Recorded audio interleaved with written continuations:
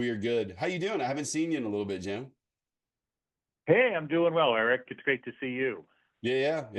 I was excited about this one, and I promised myself that on this podcast I wouldn't go too long. I found that my podcasts were going too long, and as we all know, not many people listen to the entire podcast. We listen to clips, we listen to highlights. We're all about highlight reels these days, I guess, with everything. And so, but when I was thinking about you and I getting on this on the Walk podcast, I was like, boy, I could go down a heck of a rabbit hole. Hey, to start though, maybe describe for those that might be listening to this that don't know sort of the evolution of Terreverde. I think when I talk to some people about Terreverde, they think it's a new thing. When I know that you've been consulting for a long time, what I know Coheus is relatively new, but maybe talk a little bit about that for just a second, how you went through that evolution with Terreverde that eventually led to Coheus. And I know there's a partnership with Stratmore. Catch me up on that a little bit.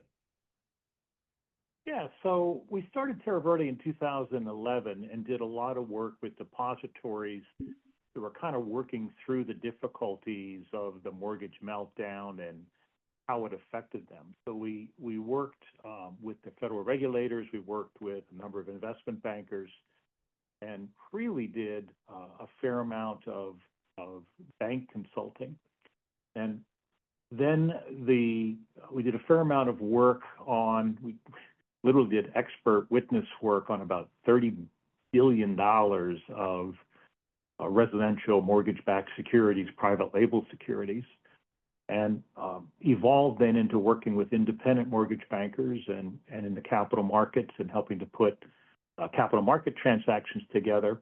And then we found out there's a real demand for data-driven assistance for both banks as well as independent mortgage bankers. And that was the birth of a product we call Coheus. And the main element of what Coheus does is it bridges the gap between analysts and data and executive decision-making. And it provides very clear lines of sight into those things that truly impact the profitability of a business. And instead of just KPIs and BI and all that stuff, it comes down to what are the 2 or 3 things that you can do to improve the profitability of your business and directly impact it. And what our clients tell us is that those who actually take that information and implement it see 20, 25, 30 basis points of improvement on their bottom line. And in today's market, that's real money. And it's not that difficult to do. The will to do it is the key. The will to do it is the key. Can we talk about that for a second? Because this is the rabbit hole where my brain was going with all of this. Maybe back up. So you identified this need, which probably wasn't earth-shattering for you, because this is something as someone that's been heavily involved in this industry, as an advocate, also someone who has built and run companies as an executive. What you just said about knowing what you need to do, but having the guts to actually make those decisions. Did you find early on that there was some hesitancy to even really understand the numbers because of what that would then mean?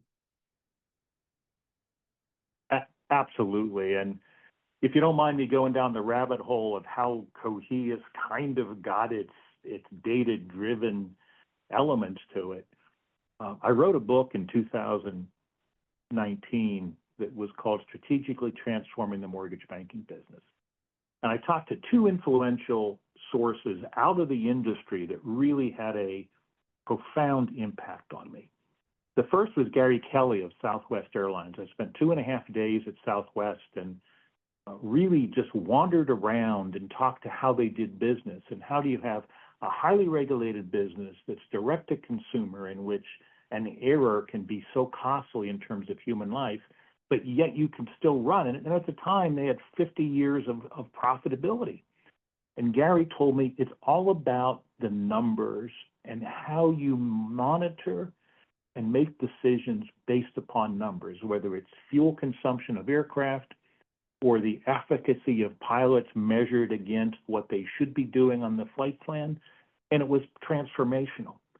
And then I had the opportunity to spend a couple of hours on a couple different times with Billy Beane of the Oakland Athletics, at the time the Oakland Athletics. And I asked him about Moneyball, and he said to me, you know, the movie was very, very correct. He says, incidentally, I was better looking than Brad Pitt, but nonetheless. I can see you saying What he said to me was, there's just a misunderstanding in the world of baseball about how you win. And you spend all this money on people that don't necessarily drive wins.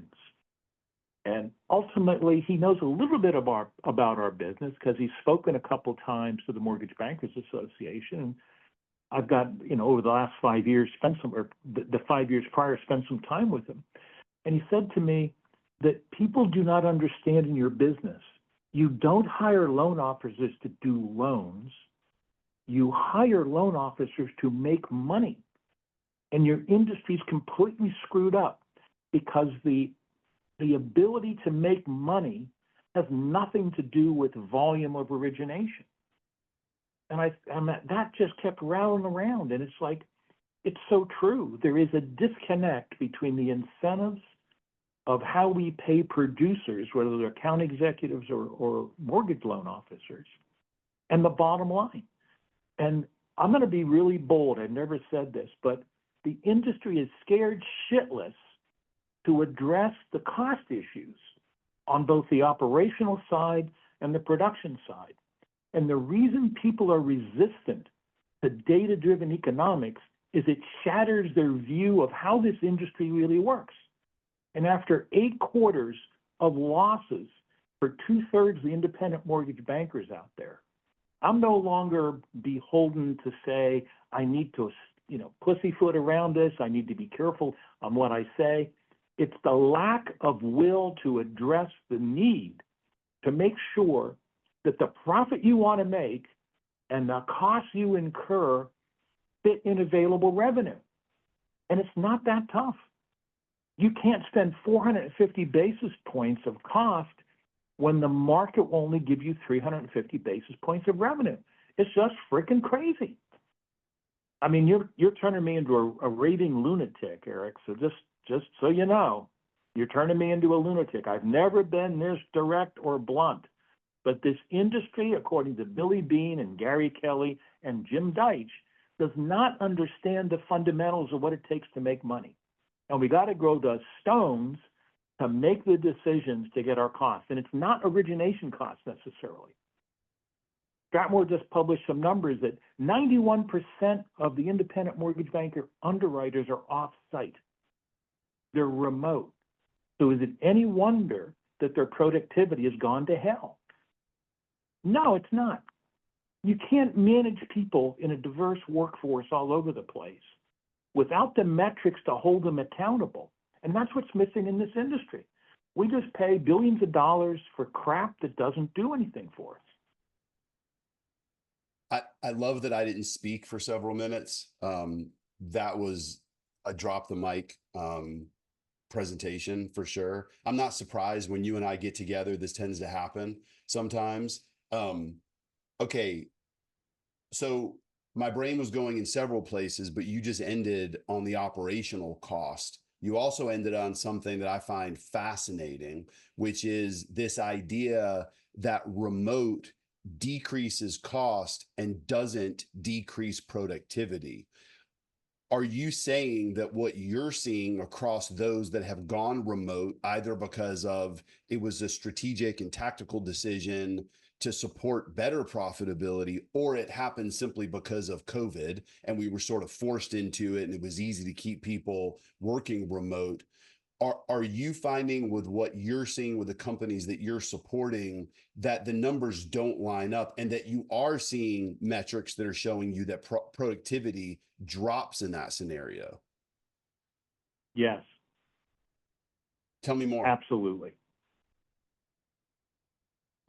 What happens is that there's 2 elements here. The first is, I'm going to go down a slightly different rabbit hole. We were at ICE Experience and at Meridian Link Live. and had a chance to talk and poll audience about two things. The first was, whatever LOS you're using, whether it's Encompass or Meridian Link Mortgage in this case, or some others, the question I asked is, what % of the automation that's available out of the box have you actually deployed? Meaning you're paying for it, how much do you actually use? And the answer at ICE was 22%. And the answer at Meridian Link Mortgage was like 23%. And then the next question I asked in a poll was, if you used all the data that you have in your LOS and ancillary systems, how much increase in per loan profit would occur if you actually used all that data? And the ICE group, it came out to be about $2,100. And the Meridian group, it came out to be about $2,800. And in both cases, I said, so you're paying for technology that you're not getting the automation out. And intrinsically, you know, if you use the data you already have, you'd improve your profitability per loan by $2,000. Why don't you do it? And the excuses are, well, it would cause problems with, you know, how people do business, or hundreds of excuses. And then what happens is nothing happens. So you're paying for technology and automation you don't fully use, and you have data out there that shows the productivity of both your operational team and your production team could be improved by $2,000 alone. What's holding you back? And the only answer I can come up with is the will to implement the change to improve your productivity. Everybody knows it. No one wants to do it. And I just feel it's a difficult thing. There was Housing Wire had their AI symposium, and the symposium was about $4,000 of operational cost. $4,000. And that's roughly 60 hours of operational labor that goes into manufacturing a loan. Is it a surprise that General Motors can build an Escalade SUV with the actual touch labor for less hours than it takes to manufacture a paper loan file? Can you believe that? Wow, what a statistic, or what a comparison. And it's true. Why? Because GM has automated a lot of processes. They get a lot of components prepackaged so the assembly can be pretty fast. And oh, by the way, 95% of the Escalades that roll off the production line roll off without any rework. What do you think the percentage of the rework rolling off of our production lines is? How many loans actually go to investor and fund without a problem? And the answer is a very low percentage. There's always steps. And the whole question is, why do you fix it after you manufacture it? Why don't you fix it before you manufacture it? And it goes back to the fundamental lack of ability to imagine what is possible with technology and how to implement it. And it's actually an operational issue. It's not a loan origination or AE issue. It's an operational issue. The operational processes are so broken that we're used to fixing stuff because that's just the way you do it. And we're used to fixing things with the solution being we need more volume. Right?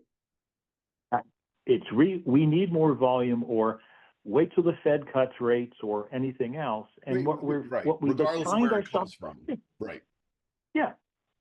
So we've essentially said we're going to spend $11,000 a loan regardless, simply because we don't want to make the fundamental changes that the data we have in front of us can show, that the processes are not engineered for success, they're engineered for failure, and then checkers. Jonathan Corey, before he retired, asked me, Jim, how much do you actually think the ability to utilize Encompass in this case has been engineered into the process So you actually can use all of the things that Jonathan said, we try to automate everything automatable. I said, Jonathan, the problem is our industry doesn't want to automate everything that's automatable because there's resistance everywhere to change. People don't want to change. They don't want to adopt because they just wait for the wave when we get so busy and we make it up in refis and then we give it back. And it's just crazy. I want to take a slightly different angle and then come back. I'm rarely linear. You know me well enough to know that. So Right. I'm thinking about something you're aware of as well, which is model match in our data, which is very different than what you've built at Coheus, but so incredibly synergistic, the two, because what we've built is the environment and the intelligence for a company, a region, a branch, an account executive, a loan officer to identify opportunities that match core competencies, minimum expectations, various things, criteria, to help them do more business in less time. Okay. It's an efficiency, which technology should always be just that, right? Like what is the value of tech? It's to save you time, it's to create an efficiency. When I think about so many conversations I've had so let's go before the solution, before what used to be Hammer House came up with this idea of model match. Well, an executive would come to us and say, we want to grow in Nashville, Tennessee by 20%. We want to partner with you to come up with the plan and help our folks in that market grow with new branches, loan officers, but ultimately what is the outcome? It's volume. Well, we would ask the question around profitability. Talk to us about the health of the local P&L, the regional P&L, the company overall. And generally they focus on the local. If we got the sense that it wasn't profitable, we wouldn't work with them. And the reason was, although we didn't have access to the data, they weren't just going to open up their books and show us the numbers.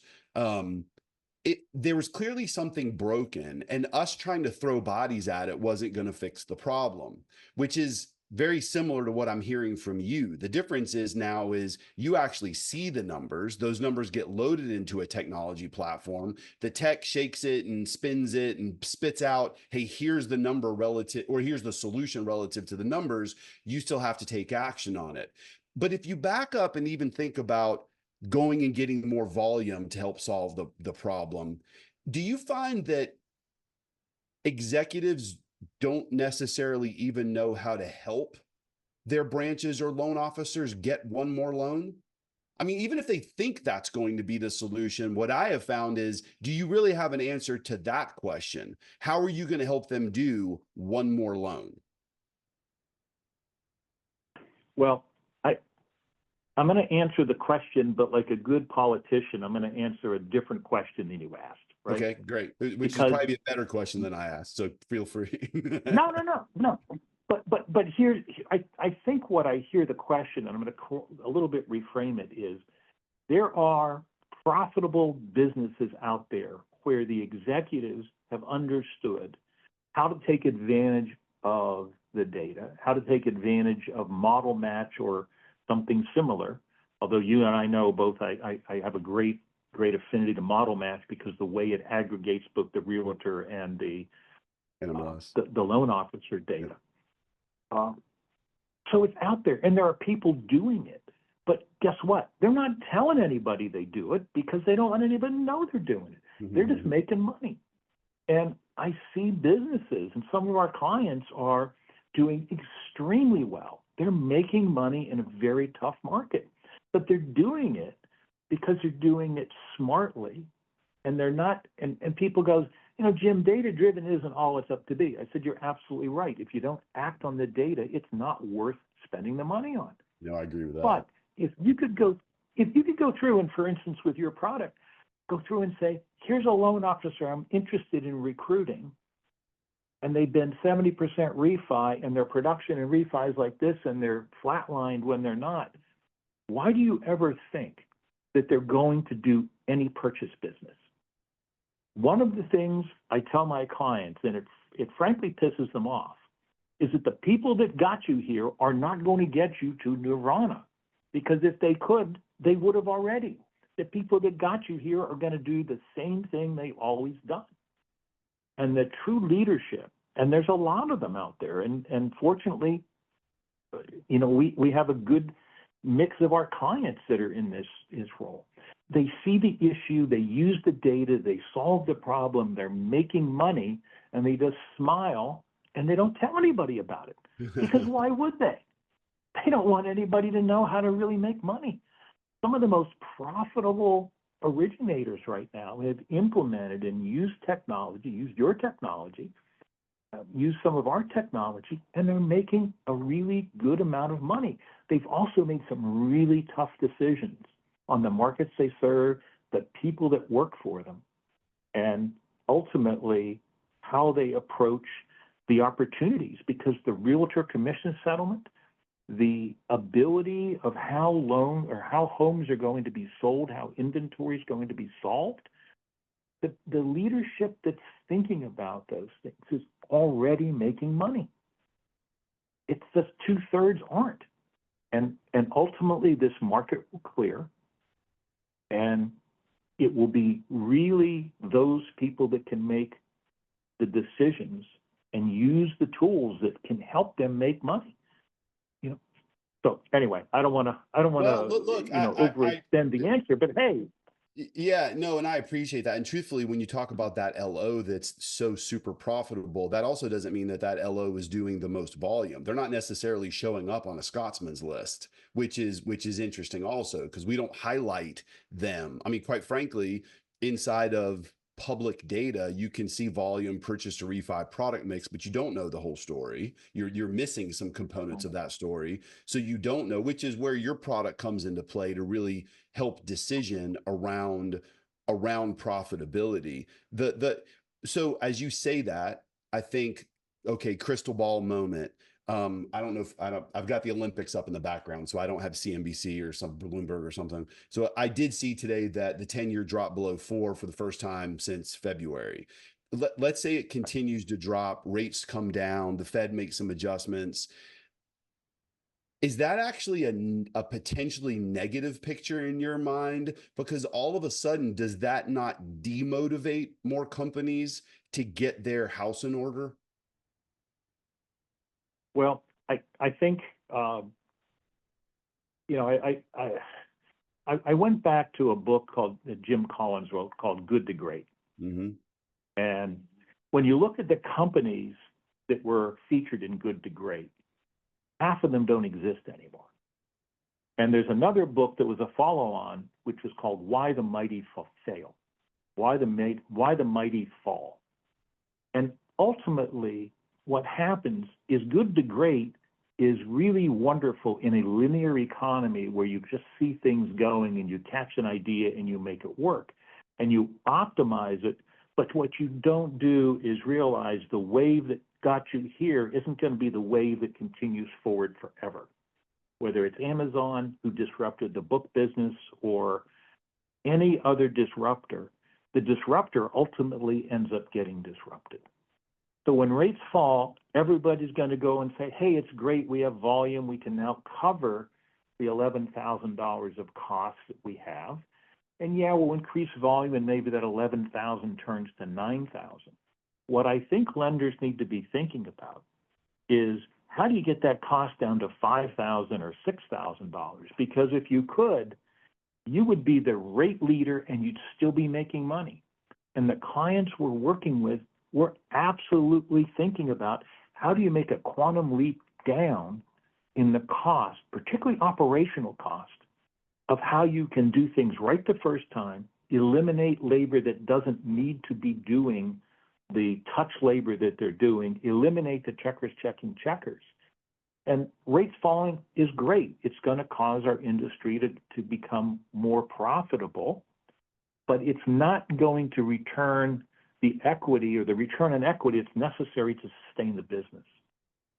The realtor settlement, the lack of inventory, the run-up in the value of houses and the lack of affordable houses on the bottom end is not going to go away because the Treasury gets to 3.5.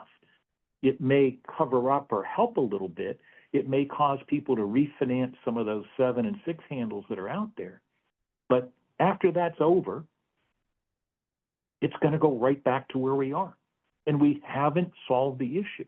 If you look at the cost to originate in 2012, it was about $3,000. It's now $11,000. So in 10 years, we've more than tripled the cost to originate. Until we figure out how to get that cost way, way down, the industry is going to continue on this profit boom and bust. And some of the things this administration is doing with respect to capital requirements, it's pushing the people that want to invest in MSRs out. It's pushing the depositories out. The rate environment and the regulatory environment is pushing people that want to buy the long end of the asset curve out. So ultimately, it's just, we may get a mini refi boom. We may get a refi boom and do $1 trillion worth of refi, but it doesn't fundamentally solve the problem that we're only using 25% of the automation and that we're not using data to really go through and run our businesses like businesses. And that's the fundamental issue. We run with emotion. We don't run with fact. That's the fundamental issue in our business. It's emotionally driven, not factually driven. Can you give me a story or a use case of a client that came on, used your technology, identified the problem, and then had the will to make the difficult decisions? And what were those difficult decisions? Like, put it in practice for me. Surely. And you don't need to name the name of a company. I mean, you can leave that part out. No, I won't. I won't name the names. They want to make their 55 basis points and just say thank you very much. We're going to remain anonymous. Thank you. But what they did was it's pretty simple.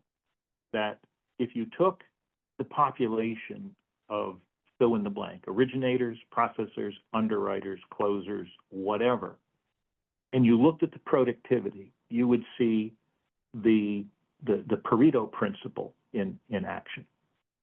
Half the revenue comes from 20% of the people. 30% of the revenue comes from 30% of the people. 20% of the revenue comes from 60% of the people. And when you get to that last 5% of the revenue, it comes from 25% of the people. So, or productivity. So simply what this lender did was say, I'm going to take the bottom end of that curve and say, if they could, they would have done it already. So we're going to just part company with that bottom 25%.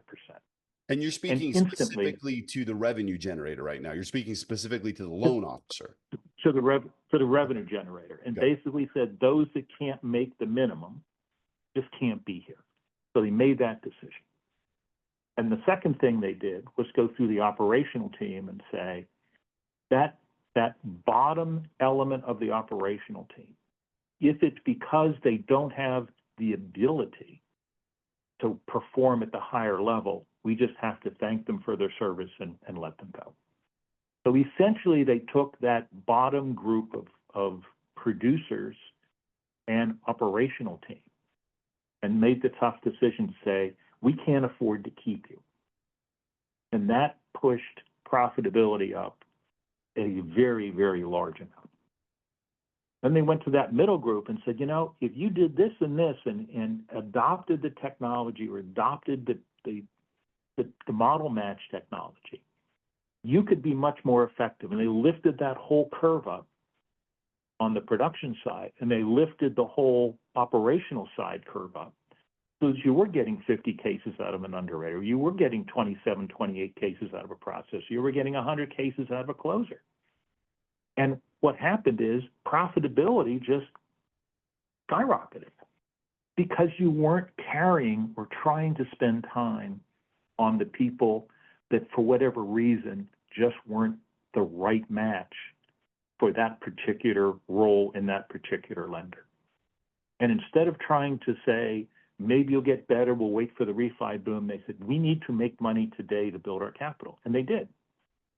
Do you find I'll tell you the opposite side? No, keep going. Keep going.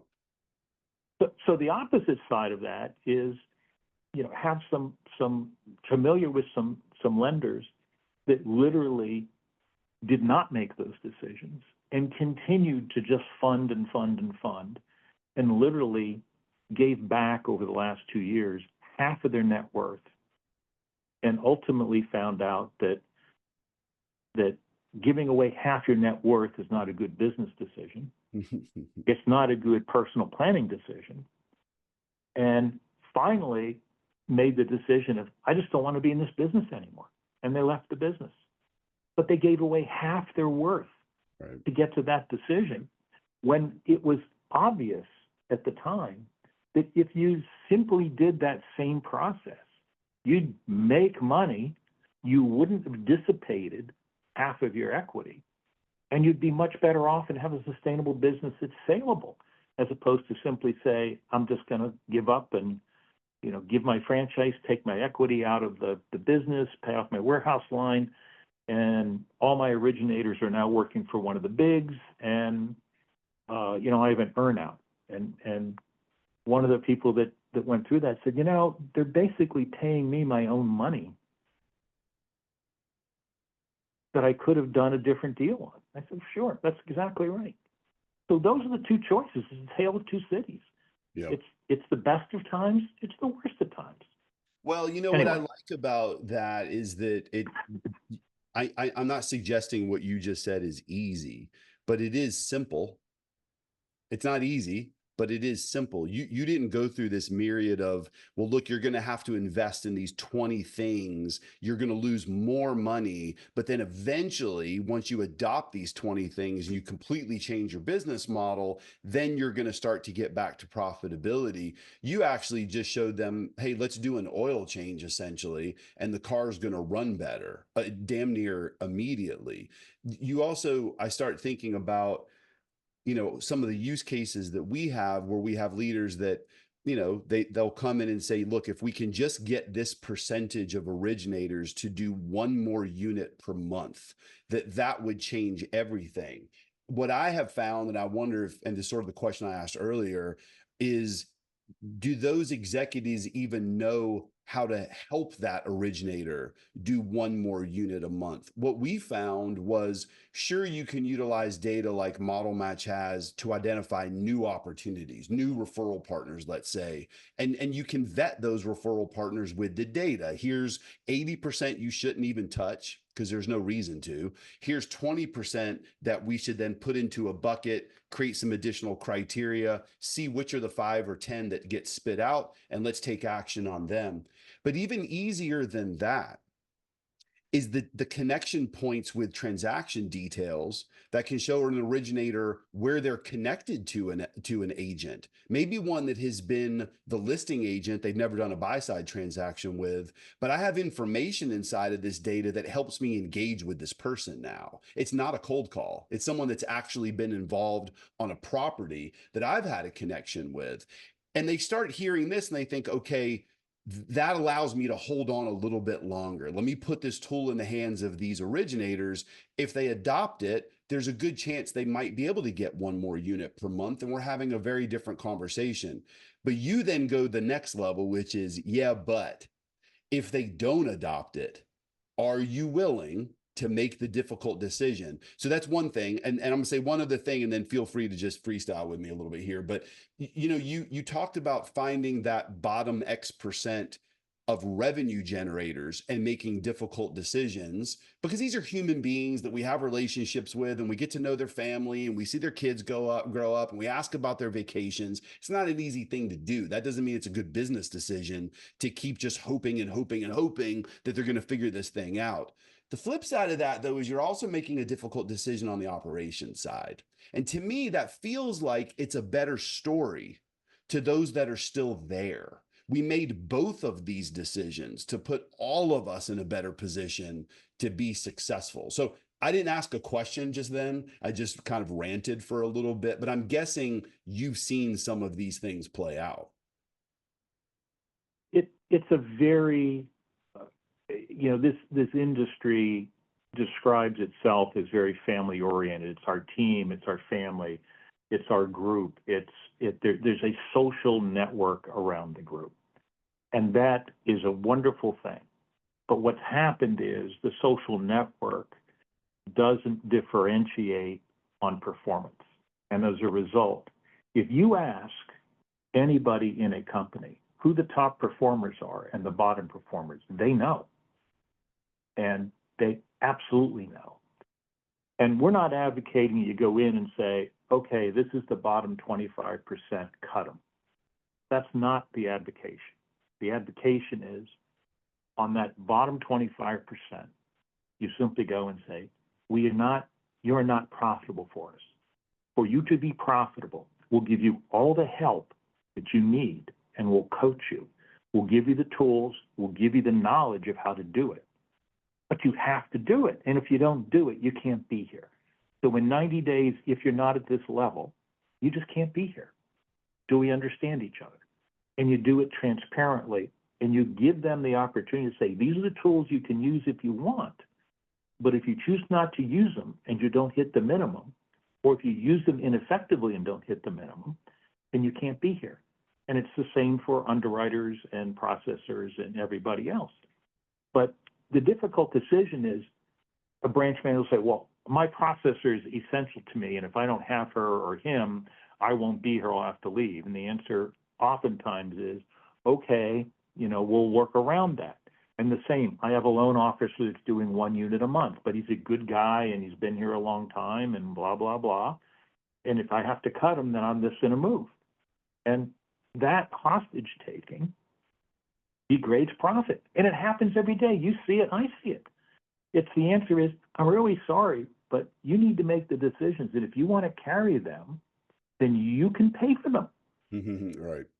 Or if I have to pay for them, I'm not going to be here. Okay. Right. Do we also have a little bit of an education problem though? Because let's just role play this for a second. So you come to me on that LO. I'm like, well, hold on, Jim. I'm doing close to $1 million a month in volume and I'm making 10 grand a month in income. What do you mean I'm not profitable? Because the LOs, many times they don't know. They don't see those same numbers that maybe the manager does in that local market. They don't, they're being allowed to give away the farm and to have more human capacity associated to them than they should ever need, where all of a sudden those 3 or 4 units a month actually aren't profitable, even though you as the originator might be making well over 6 figures. Well, I think the industry did not serve itself well when we went to, when Dodd-Frank came out, we were arguing about how to get originator compensation. And Dave Stevens told me, he said that the biggest mistake he made in his career was to lobby for the ability to pay on volume, not on units. That was a huge mistake. It's literally been the downfall of our industry. I think what happens is you allow that $1 million producer to push 50, 60 basis points of concessions out, and you push 60 basis points of concessions out in an industry that's making 15 basis points of profit, you're now 45 basis points underneath. And the lack of accountability or visibility, and sometimes, we have the lock desk guy, deciding who gets concessions or not. Not the right answer. The right answer is, what's that loan officer making after concessions and cures? What's that loan officer making when you look at how many people it takes to actually serve that loan officer's needs and how many hours the people are spending on that particular industry or that particular loan officer's files? And, we took that data in which you had that Pareto curve, and we de-identified it and went to one group of operational leadership. And we took all the names of those 25 people or 25% at the bottom and just took a plain sheet of paper and listed them and handed it out and said, okay, tell us about what you see on this. And there was the heads go down and the eyes go down and no one's looking at each other. And finally, a mid-level operational person said, all these people suck. They have the worst files. They always badger us. They waste our time. How'd you get all these names on one place? Because these are the people that really gum up the works. And I just looked at the leadership and said, well, there you go. There you go. And that story's not one time. It happens a lot. And the question then is if leadership says, you know what, let's really figure this out, versus, oh yeah, well, operation is here to serve the originator, and that's just the way it is. Well, either way's fine, but one way's significantly more profitable than the other. Well, again, we're not well, no, I didn't mean to cut you off, but I was going to say that, I'm a big fan of what you're doing. I don't know if it was you, or I'm trying to think. Maybe it was Dave Savage. I think Savage is the first one I heard call it mortgage money ball or something along those lines. But Yep. I'm hoping you said that, so I don't have to give Savage credit for coming up with it. I love Savage, but just giving him a little poke here. But I think that is exactly what it is. For those of us that read the book or saw the movie, it is making the decisions that don't seem real sexy, but are actually the ones that make you money and also create sustainability. And I would think also put companies in a position to be way more progressive in their approach to this business, maybe be a little bit riskier when it comes to building versus buying certain things that might lead this industry forward. What is, just as we sort of wrap up here, I'm curious your vision for the next 12 months. Are you feeling good about companies making difficult decisions, maybe more than they had 12 months ago? You're clearly still very frustrated, but in a super awesome positive way, because your passion, which I think is used, that term's used too much, but it's all in the right place and it's clear what drives you. But do you see that companies are making some of these difficult decisions on a larger scale, or do you think we're still at the beginning of this phase? No, I am very encouraged in a number of ways. And one, I have a great passion for this industry. It's been very good to me. I love it. And the way of helping homeowners buy, afford, and enjoy the homes of their dreams is a calling that is fantastic. I love it. I loved it being an originator for 30 years. I love it being an advisor. And what's happening is there's already been a clearance of some of the folks that don't want to change. Look at the number of licensed originators. Right. Those who haven't been able to adapt have left, some of them have left the industry. Look at the number of mergers, acquisitions, and closures that's happened. It's very, very, very quietly moving on. Look at the people who have the discipline to run a business model that they know exactly what it is. They are accumulating personnel, they're accumulating volume, they're accumulating market share. So the industry is going through transition. My fear is that what's happening to the banks, look at the total assets of the top 50 banks. They own and run the entire banking system. The other 2,500 are along for the ride and ultimately are going to really be faced with some difficult decisions. The percentage of market share that the independents get, who are that middle tier independent, it's going to get hollowed out, because you're either going to get very efficient or you're going to lose your investors and warehouse lines because you don't have the capital, or they'll get frustrated with you because they're tired of giving you waivers on profitability. And some of that's pushing people to say, I got to change. I got to get a roadmap to profitability. And some of our clients are coming to us and say, we need a profit restoration plan.